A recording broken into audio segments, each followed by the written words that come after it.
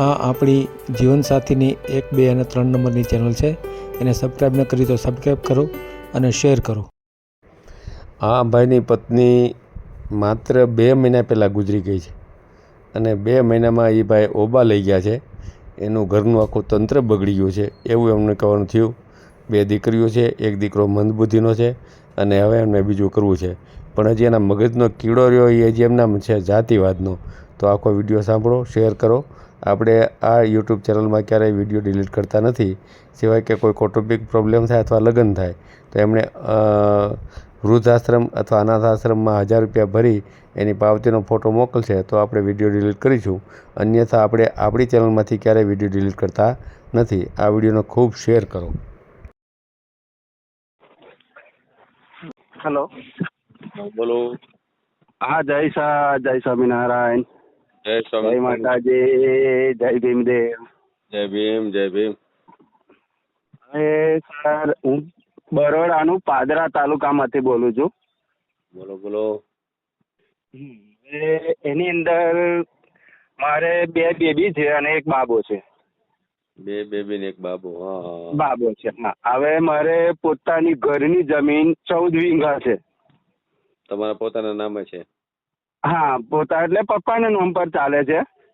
કેટલા ભાઈઓ છે? હા, અમે ભાઈ નહીં, હું એકલો જ છું. બેનો? હા, અને બેનો 2 છે તે મારા કરતા મોટી છે એટલે પૈણાઈ દીધેલી છે. લગભગ 55, 57 વર્ષની બેનો ખરી, મોટે મોટે.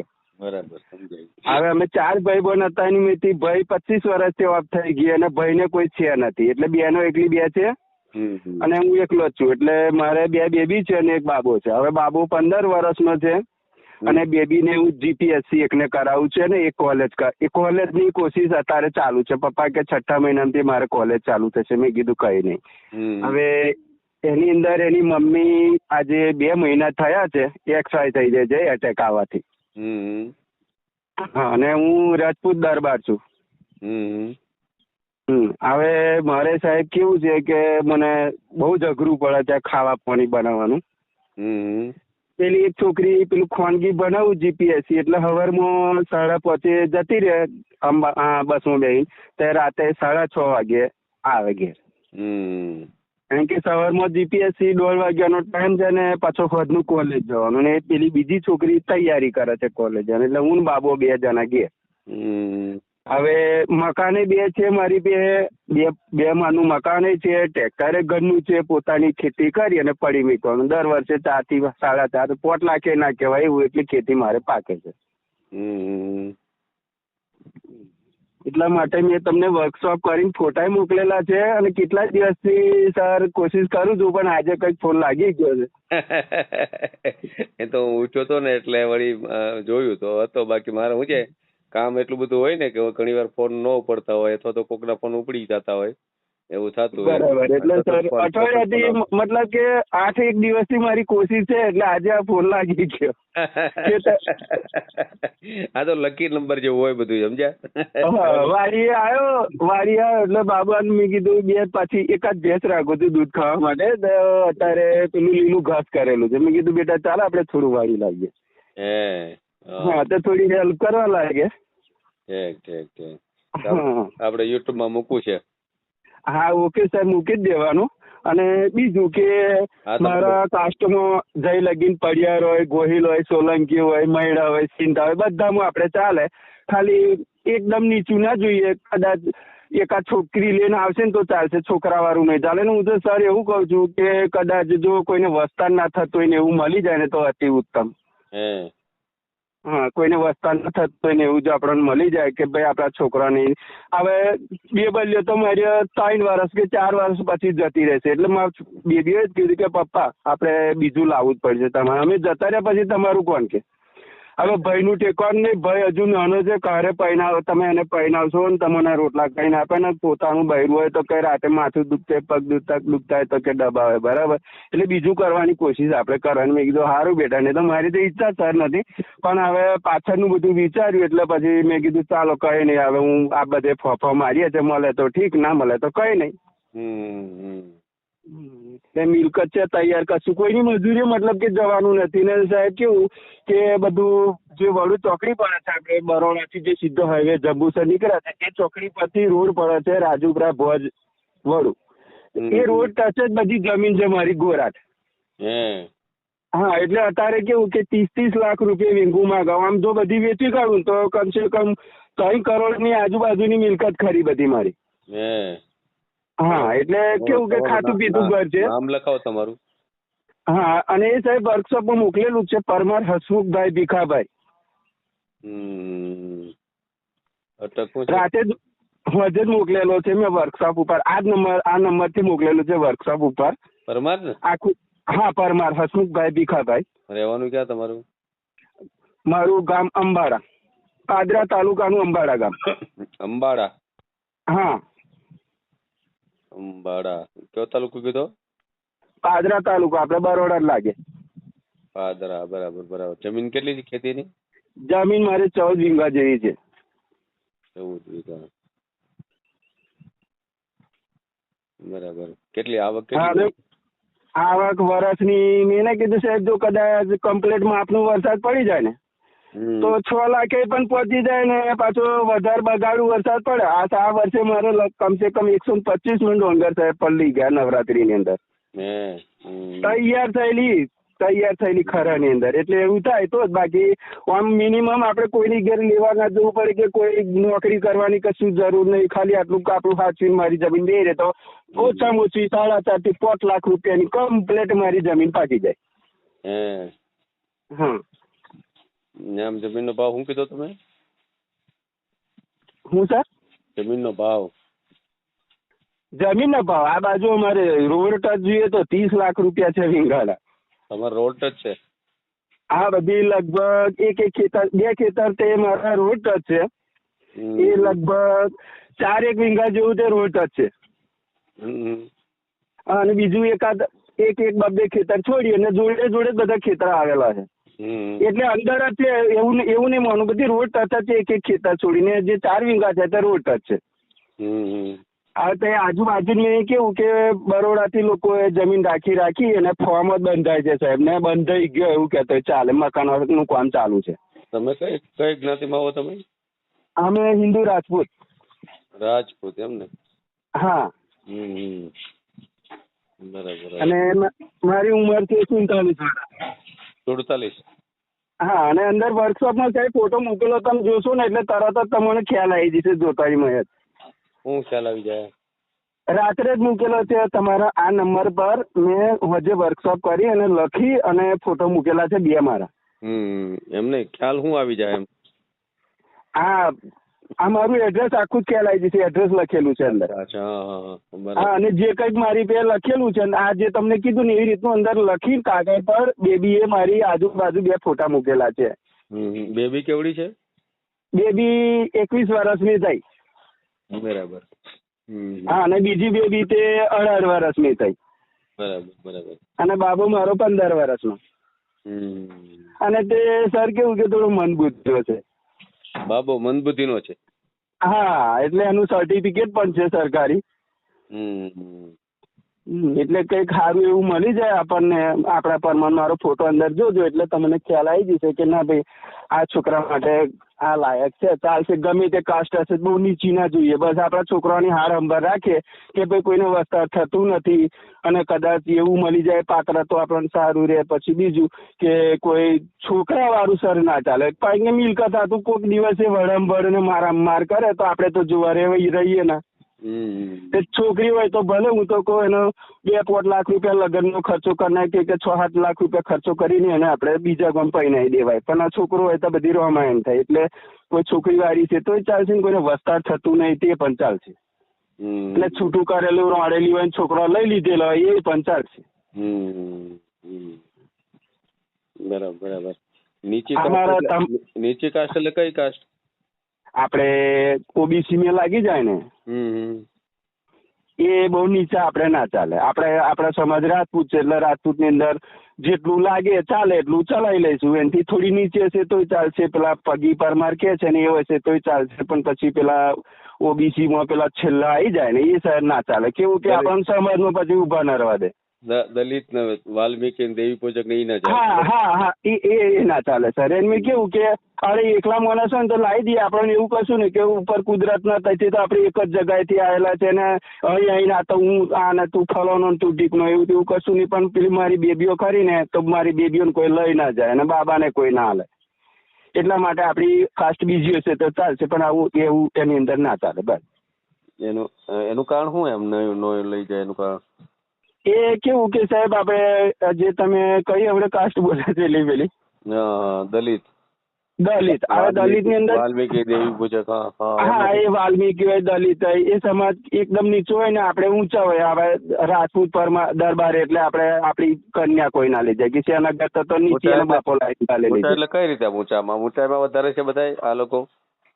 બરાબર છે સર. રૂપાળા હશે કઈ રીતે હશે? આમ અલગ કેવી રીતે દેખાય એમ આપણને કે બહુ રૂપાળા હોય, બહુ ઊંચા હોય? કઈ રીતે? ના એવું ના હોય. રૂપાળાનો સવાલ ના હોય સર, પણ પેલો કાસ્ટ ની અંદર કેવું કે આ એના પપ્પાએ તો આ કાસ્ટમાં છોકરી આલેલી છે એટલે આપણી કોઈ લઈ ના જાય એવું. તમે ગઈકાલનો મારો વિડીયો જોયો? એક બેન નો મેલ્યો છે આપણે રાતે કોડીનાર ના એક બેન છે, એ વિડીયો મારો 81,000 લોકોએ અત્યાર સુધી જોઈ લીધો છે.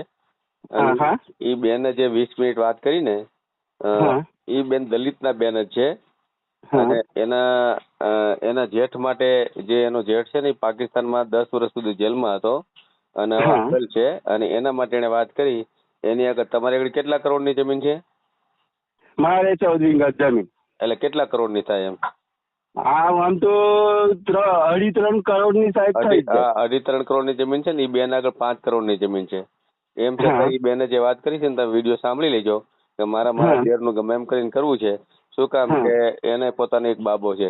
જો એ બેન સ્વાર્થી હોત તો એના જેઠનું કરે નહીં, જેઠનું કરવાનું છે. 40 વર્ષનો જેઠ છે. તો તમે જેને નીચે કાસ્ટ ગણો છો ને, એ તો મહાન કાસ્ટ ગણાય. શું કામ? એ બેન છે, જો તમે કેવો સ્વાર્થ કર્યો કે તમારે પત્ની તો જોઈ છે પણ કોઈ છોકરો હારે ન આવવો જોઈએ, એટલે તમારી દ્રષ્ટિ તો મિલકત ઉપર જ છે કે આપણી મિલકતમાં કોઈ ભાગ ન પડાવે. બીજું મને સાંભળી લ્યો. પછી તમે આજે 47 વર્ષ થયા છે, એક પત્ની તમારી ગુજરી ગઈ છે, એક બાબો મંદ બુદ્ધિનો છે, 2 દીકરીઓ છે, અને હજી તમે તમારા મગજમાંથી કાસ્ટ નું ભૂત ગયું નથી. હજી જ્ઞાતિ હજી તમે મને સમાજમાં પછી મારું આબરૂ હું રહે, ફલાણું હું રહે. ભલા માણસ, આવું ન કરાય. ભણેલા કેટલું છો તમે? હું 9 ફેલ છું સર. હા, એટલે એ ભણતર તમારું છે ને, એટલે તમને બીજું જ્ઞાન જ નથી, એનો મતલબ એવો છે. બરાબર છે સર. પણ આ વસ્તુ છે ને, આ વસ્તુ તમારા મગજમાંથી હવે તમારે નીકળવી જોઈએ.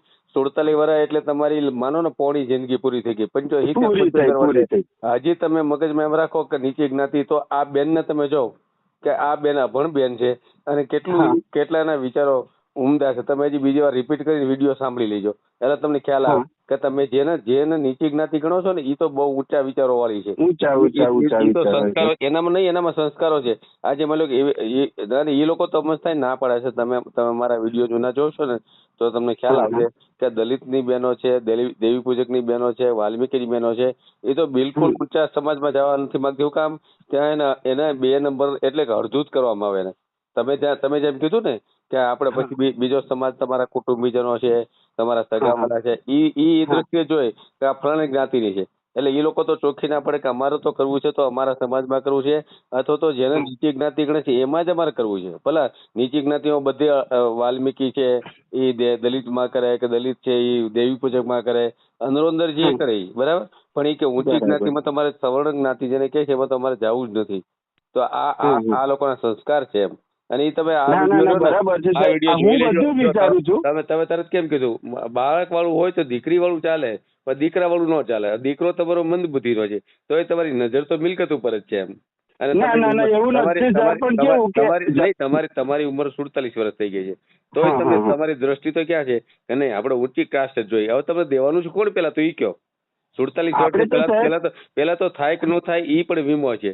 તમારા ચાન્સ છે ને, હવે તમારા ચાન્સ છે ને 10% છે થવાના, 90% ચાન્સ નથી. ક્યાંક મળી જાય તો તમારે વધાવી લેવાય કે ભાઈ જે મળે આપણે એને સાચવી લઈશું. બરાબર, આપણું ઘર સાચવી લઈએ અને એને સાચવી લઈએ. બીજું તમારા મિસિસ ક્યારે ગુજરી ગયા?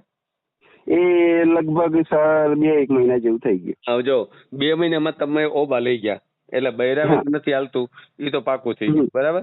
તો તમને અને બીજું ત્યારે તમારી ઘરવાળી હશે બરાબર, ત્યારે તમે એની સાથે ક્યારેક સારી રીતે રહ્યા છો પણ ક્યારેક ઝઘડા પણ કર્યા છે ને જીવનમાં? ના, ઝઘડા તો અમારા સમાજમાં ઝઘડા નથી થતા સર, કારણ કે હું દારૂ નથી પીતો, માંસ મટન ખાતો નથી, એકદમ ચોખ્ખો છું, અને ગુરુ કરેલા છે મેં. એક મિનિટ, તો તમે માનો છો કે દારૂ પીતા હોય, માંસ મટન ખાતા હોય એ લોકો ઝઘડા કરતા એવું માનો છો? તો દુનિયા સાંભળી લો દુનિયાની 90% પ્રજા ને માંસ મટન ખાય છે.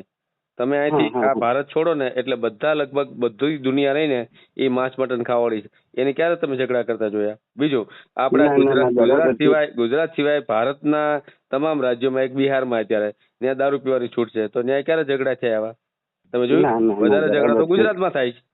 ગુજરાત તો આ બધી માન્યતાઓ તમારા મગજમાં ખોટી કોકે ફિટ કરેલી છે. તમે જેને ગુરુ કીધા છે ને એ ગુરુ લોકો રહ્યા ને એ જ આ સમાજની પથારી ફેરવે છે કે માંસ મટન ખાતા હોય ખરાબ હોય, દારૂ પીતા હોય ખરાબ હોય. ખરાબ કોઈ વસ્તુ છે જ નહીં. ઉલટાનું જે ઉચ્ચ વર્ણો કહો છો ને એમાં જે બદીઓ છે ને આ મિલકતની, એવી બદીઓ નીચી જ્ઞાતિમાં નથી કે જે લોકો માંસ મટન ખાતા હોય ને એમાં એ બધી નથી. ખ્યાલ આવી ગયો? જે આટલામાં છે ને એટલી બરાબર ને. કાંઈ વાંધો નહીં, તમારો હવે લાંબી વાત થઈ ગઈ, તમને લાંબુ સમજાય નહીં મારી વાત બરાબર. આ તો બીજા લોકો સમજે ને આવી બાબતો એટલા માટે હું ઘણી વાર બોલતો હોઉં છું કે માણસના મગજમાં કેવું ભૂત સવાર થયેલું હોય છે એમ એ જોવાનું. કે તમે ગોરના કાંઠે બેઠા હો ને ઈ પાછા એમ કે માલે ઊંચી કાચ જોવાય. હું ઊંચી કાચ ને કાંઈ જુદું હોય છે કાંઈ? એમાં કઈ હીરા ટાંક્યા છે એ બાઈમાં? તમે ઊંચી કાચ જો એમાં હીરા ટાંકેલા છે એ બાઈ ને? હીરા નહીં હોય. એટલે આવી વાતો કરવા વાળા ખરેખર મૂર્ખ ના જામ છે, હું એમ કહેવા માંગુ છું. ખ્યાલ આવી ગયો? એટલે મારે કહેવું પડે કે તમે હવે દ્રષ્ટિ ક્યારે ફેરવો છો? આજે આઝાદીના 75 વર્ષ થયા. અને બીજું જે જ્ઞાતિઓના વાડા છે ને એ માત્ર ભારતમાં જ છે, ફોરેનમાં ક્યાંય નથી. અને એ લોકો બહુ સુખી છે આપણા કરતા ખૂબ સુખી છે. અને એની છે ને એની 60-70 વર્ષની ડોસી રહી ને એ હોય એને ઘરવાળો મળી જાય છે. ખ્યાલ આવી ગયો? એ લોકો એડ આપે કે મારા જીવન સાથીની જરૂર છે અને એને મળી જાય ફોરેનમાં. અને આપડા રહ્યા ને જુવાની દીકરીઓ મળતી શું કામ? એ ઊંચી કાચ કરી રાખે છે ને ત્યાં જિંદગી પૂરી થઈ જાય છે. પછી નીલ પરણાવો પડે એમ. પછી ઈ દિક્કત થાય એમ. હા, કઈ નહીં સર, હવે હોય તો બતાવજો, જે હશે તે ચાલવી લેજો. પછી બોલો. હવે બતાવવાનું કઈ નહીં, ફોટો તમારો મોકલી દો. ફોટો તો આવી ગયો છે, હાલો તમારું યુટ્યુબ માં મેલી દેવું બરાબર ને? Okay sir. ઓકે. હા, જય માતાજી. હા, જય ભીમ. જય ભીમ સર. જય ભીમ. બસ. જય ભીમ બોલતા. વિડીયો પૂરો જોયો હોય તો આ ચેનલને સબસ્ક્રાઈબ કરો, ઓલ સિલેક્ટ કરો, જેથી કરીને તમને બીજા વિડીયો મળતા રહે, અને શેર કરો.